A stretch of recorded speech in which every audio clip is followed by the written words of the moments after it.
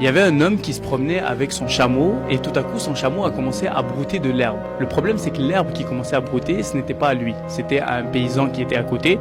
Et d'ailleurs le paysan, quand il a vu le chameau en train de brouter sa propre herbe, il a commencé à courir vers le chameau et il a commencé à donner des coups au chameau. En voyant ça, le propriétaire du chameau, il a commencé à défendre son chameau et les deux hommes sont rentrés en confrontation. Malheureusement, dans la confrontation, l'homme qui possédait le terrain de terre est mort. Suite à cela, les deux frères de l'homme qui est mort, ils ont pris le mec qui avait le chameau et ils l'ont amené devant le juge. Le juge, c'était nul autre que Omar ibn al-Khattab. Cet homme était reconnu comme étant le juge le plus juste et le plus sévère de tous les musulmans. Donc le juge a posé la question à l'homme qui avait le chameau, il lui a dit « Est-ce que c'est vrai le récit des deux hommes qui disent que vous avez tué leur frère ?» En réponse à cela, l'homme qui avait le chameau a dit « Oui, mais je l'ai fait uniquement pour protéger mon chameau parce que il était en train de le frapper. » Le juge a alors regardé la loi qui s'applique, la loi musulmane, et c'était la loi du talion. C'est-à-dire que lorsque quelqu'un tue quelqu'un, eh ben, il se fera tuer. Il a donc annoncé à l'homme qui avait le chameau qu'il allait se faire exécuter à l'instant. À l'entente de cette sentence, l'homme qui avait le chameau a demandé une petite faveur. Il lui a dit au juge, est-ce que je peux au moins aller retourner voir ma femme,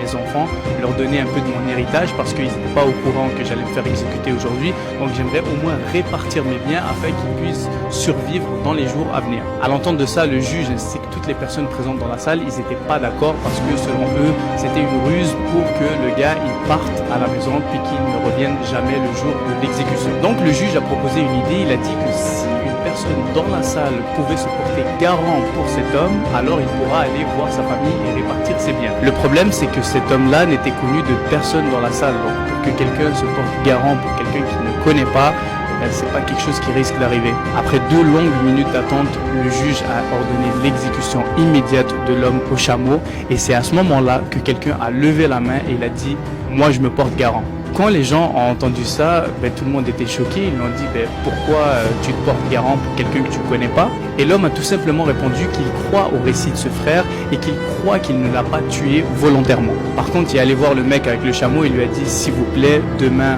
retourne à la même heure parce que sinon je vais me faire exécuter à ta place. Nous sommes le lendemain et c'est bientôt l'heure de l'exécution et pourtant l'homme au chameau n'est toujours pas présent. La pression commence à monter dans la salle et le juge a regardé avec déception l'homme qui s'est porté garant et lui a dit « Malheur à toi, tu t'es porté garant pour cet homme et aujourd'hui on va te tuer à sa place alors que tu ne le connais pas. » Suite à ça, l'homme a répondu « Je ne regrette pas car j'ai cru au récit de ce musulman. » Et il restait à peine 30 secondes pour l'exécution du monsieur quand tout à coup un homme rentre dans la salle et il dit « Attendez !»